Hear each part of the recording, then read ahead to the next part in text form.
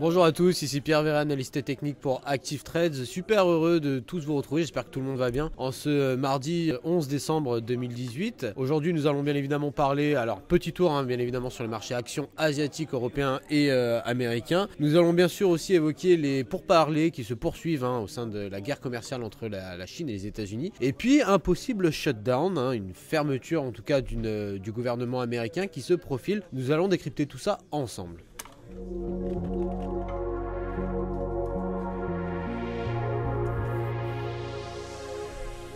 Des marchés actions en demi-teinte aujourd'hui. Alors tout d'abord en Asie on n'a pas assisté à une séance assez spectaculaire, j'allais dire. On a pu voir l'indice MSCI Asia Pacifique reculer de 0,3%, tout comme le Nikkei 225 au Japon qui a quant à lui terminé en baisse de 0,34%, tombant à son plus bas niveau depuis mai 2017. La situation est, comme vous pouvez le constater sur le DAX que j'ai derrière moi, bien meilleure en Europe, comme vous pouvez le voir ici, avec la plupart des gros benchmarks européens qui enregistrent des performances positives de plus de 1%. On est à plus de 2,16% pour l'OMX de Stockholm, donc une situation vraiment bien meilleure. L'indice Stoxx 600 était en hausse de 1,5% à l'open. Les actions ont rebondi au milieu des préoccupations commerciales réduites. Les futurs sur indice SP500 indiquent pour l'instant en tout cas un gain à l'ouverture. Le rendement du trésor à 10 ans s'établit à 2,886% et l'or était à la hausse et se maintient toujours au-dessus de sa fameuse zone de support des 1239$, une zone de support qui jouait précédemment le rôle de résistance pour les prix du métal jaune. Des pourparlers aux États-Unis qui se poursuivent,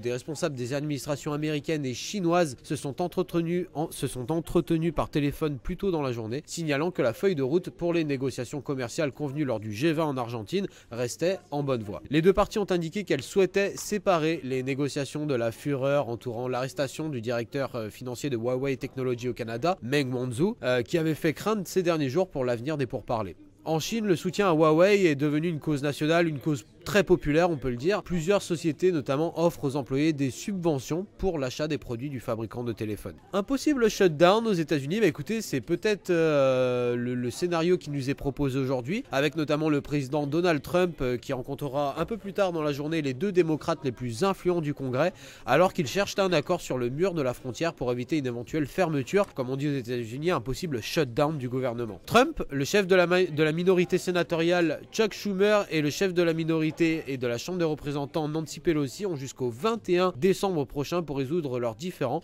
sinon une fermeture, donc un shutdown partiel du gouvernement sera déclenché. Les démocrates sont disposés à offrir un financement pour les clôtures frontalières plutôt que pour un mur et disent qu'un échec de l'accord conduirait à ce que Schumer et Pelosi ont déjà qualifié de shutdown à la Trump. C'était tout pour l'actualité d'aujourd'hui. Faites attention, on a pas mal d'annonces macro-éco assez importantes qui doivent être publiées aujourd'hui, avec notamment les fameux PPI qui devraient être publiés d'ici peu maintenant. Et puis on a bien évidemment aussi les stocks de pétrole crude aux États-Unis, les inventaires de pétrole qui pourront bien évidemment ramener pas mal de volatilité sur les prix de l'or noir. C'était tout pour moi, faites attention à vous, je vous retrouve demain pour la mi-semaine, le fameux briefing de mi-semaine. D'ici là, bon courage et bon trading à tous. N'hésitez pas à lâcher un petit like et un petit commentaire si cette vidéo vous a plu, ça fait toujours plaisir. Bon courage à tous et à demain.